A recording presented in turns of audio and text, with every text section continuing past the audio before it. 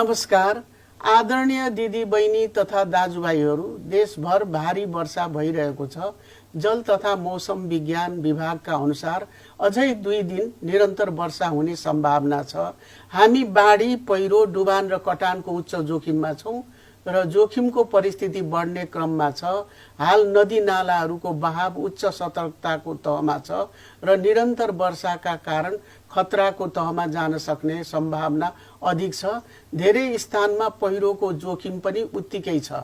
यो चुनौतीपूर्ण समयमा म सबै नागरिकहरूलाई आश्वस्त पार्न चाहन्छु कि सरकारी निकायहरू उद्धार र राहतका लागि प्रतिकूल प्राकृतिक परिस्थितिका बावजुद उच्च मनोबलका साथ पूर्ण तयारीको अवस्थामा छन्। यस बखत नेपाल प्रहरी, सशस्त्र प्रहरी, नेपाली सेना, प्रशासन, स्वास्थ्यकर्मी, अन्य सेवादायी निकायहरू आपतकालीन सेवाहरू नागरिकहरूलाई यथासम्भव तत्काल सहयोग प्रदान र जोखिमपूर्ण क्षेत्रहरू सुरक्षित गर्न 24 घण्टा तयार अवस्थामा रहेका छन्।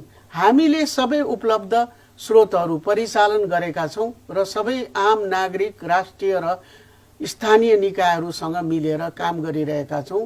हामी महत्त्वपूर्ण राजमार्ग तथा अन्य अत्यावश्यक पूर्वाधारको सक्रिय रूपमा निगरानी गरिरहेका छौं र अवस्थाले अनुमति दिने बित्तिकै सडक मार्गहरू पुनः खोल्नलाई प्राथमिकता दिनेछौं।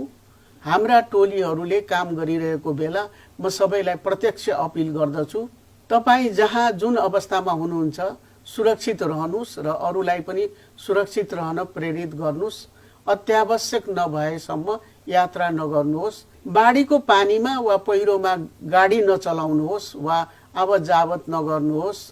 तीव्र बहाव, डुबान र अस्थिर सडकहरूको खतरा उच्च छ। यदि तपाईँ डुबानमा पर्न सक्ने क्षेत्र वा पहिरो जोखिमयुक्त भूभागमा हुनुहुन्छ भने ज्यान र धनको सुरक्षा गर्न सावधानी अपनाउनुहोस्। कुनै पनि कार्य गर्दा जोखिमको पूर्व आकलन गरी सुरक्षालाई उच्च प्राथमिकता दिएर मात्र गर्नुहोस्। प्रहरी र अन्य विपद व्यवस्थापन कार्यालयद्वारा जारी गरिएका सबै आधिकारिक चेतावनी र सूचनाहरूलाई ध्यान दिनुहोस्। तपाईहरूको सुरक्षा नै हाम्रो सर्वोपरि चिन्ता हो। आवश्यक सहयोग लिन अप्ठ्यारो नमान्नुहोस्। सम्भाव्य विपदको जोखिमको आकलन गर्दै सरकारले मिति 2082, 6, 19 र 20 गते देशभर सार्वजनिक बिदा दिने निर्णय गरेको छ। हामी तपाईहरूको चिन्ता र कठिनाइलाई बुझ्छौं। म प्रश्न पार्न चाहन्छु, तपाईँ यसमा एक्लो हुनुहुन्न। राज्यका सम्पूर्ण स्रोतहरू आज तपाईहरूसँग छन्। हामी यो जोखिमलाई मिलेर पार गर्नेछौं।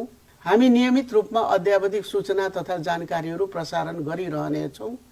अन्तमा यहाँहरूसँग मेरो अनुरोध छ, यहाँहरू सुरक्षित र सावधानीपूर्वक रहनुहोस्। धन्यवाद।